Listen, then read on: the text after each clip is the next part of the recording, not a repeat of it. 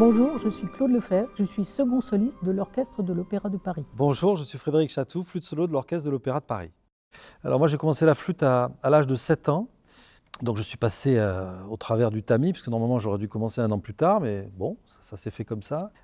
Donc je suis rentré au Conservatoire de Marseille, conservatoire régional avec M. Patero. Et là j'ai découvert un tout autre univers, plus axé sur le métier. Et puis ensuite je suis parti avec un de ses anciens élèves, et en 1 an il m'a fait rentrer au CNSM. Et ensuite, après mon prix, comme on disait à l'époque, quand on finissait ses études au CNSM, j'ai été recruté pour un orchestre de jeunes, l'orchestre du Schleswig-Holstein Music Festival, qui était dirigé par Leonard Bernstein. Puis après, j'ai passé moi aussi mon CA, j'ai été professeur à Bourges. Et puis c'est Aurel Nicolet donc, qui m'a fait inviter à des concours. Puis ça s'est pas mal passé. Et puis je suis rentré à l'Opéra en 92 et ça fait pas loin de...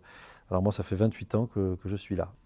Donc, mon premier professeur est venu présenter la flûte à bec et faire une sorte d'atelier à l'école primaire. Et on s'est très bien entendu. Et du coup, ma mère, en rentrant, m'a dit « Est-ce que tu voudrais étudier un instrument ?»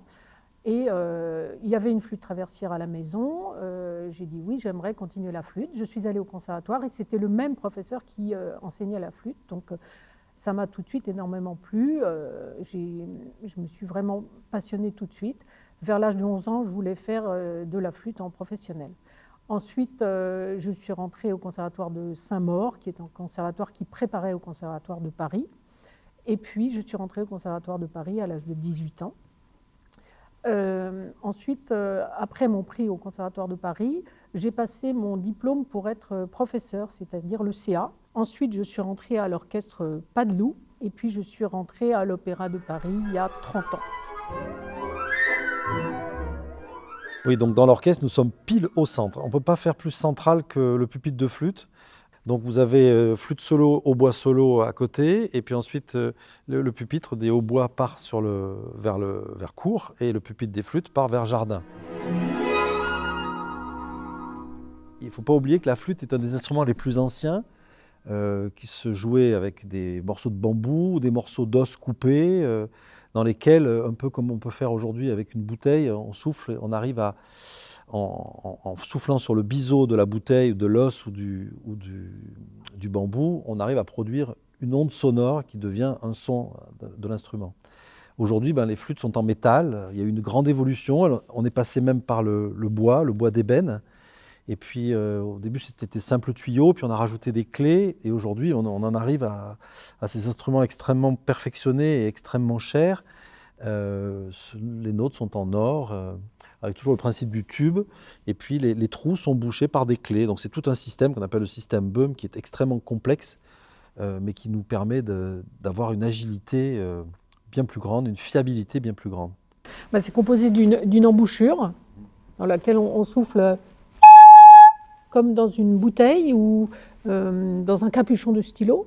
Et après, il y a le corps de la flûte. Ça amuse toujours les petits. Et ce qu'on peut appeler le pied ou la patte d'ut, qui peut être une patte d'ut ou patte de scie. C'est-à-dire la patte d'ut, c'est là, donc l'instrument va jusqu'au dos.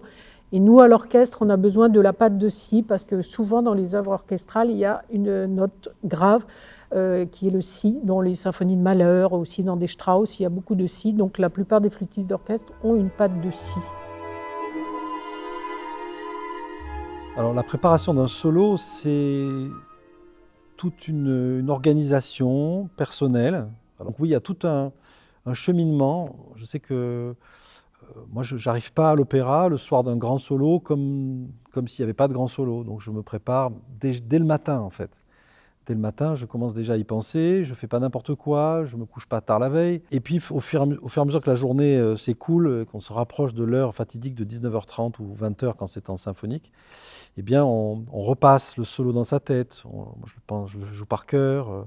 Voilà, des petits rituels comme ça pour arriver à être le mieux possible le soir. Parce qu'il n'y a rien de plus frustrant que de ne pas être au top le soir même.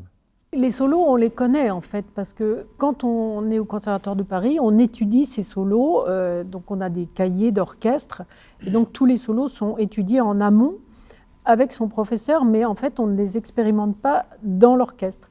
Et à partir du moment où on va dans l'orchestre, c'est la première fois où on joue effectivement ces solos dans l'orchestre. Dans les expériences, moi j'en ai une en particulier, je parlais de l'air de la folie de Lucia de la Mermour, de Donizetti tout à l'heure. Et donc il y a un énorme solo de flûte, et on est tous les deux seuls, la chanteuse et le flûtiste, ou la flûtiste. Et je faisais cette pièce une année, une production avec June Anderson, qui jouait le rôle de Lucia. Et elle demandait tous les soirs de spectacle que j'aille à la pause dans sa loge. Et donc je jouais le solo et elle chantait à 50 cm de mes oreilles. Et ça tous les soirs avant de monter, enfin de redescendre dans la fosse. Et ça la rassurait de le faire une fois avec moi. Donc ça m'a toujours beaucoup amusé cette anecdote. Musicalement, j'en ai plein, mais je crois que le plus fort, c'est celui qui s'est passé très récemment, en septembre-octobre, justement parce que Frédéric, pour des circonstances particulières, n'a pas pu jouer le morceau qui était prévu qu'il joue, à savoir la suite en si et les concertos brandebourgeois. Et du coup, on m'a confié la responsabilité de faire ce concert. Et donc, je me suis retrouvée à jouer en soliste avec mon chef, mon directeur musical, qui était donc Philippe Jordan. C'était un moment vraiment très, très émouvant, parce que donc, ça faisait 6 mois qu'on n'avait quasiment rien joué à cause de la crise. Et de jouer si proche de mon directeur musical, c'était vraiment extrêmement émouvant.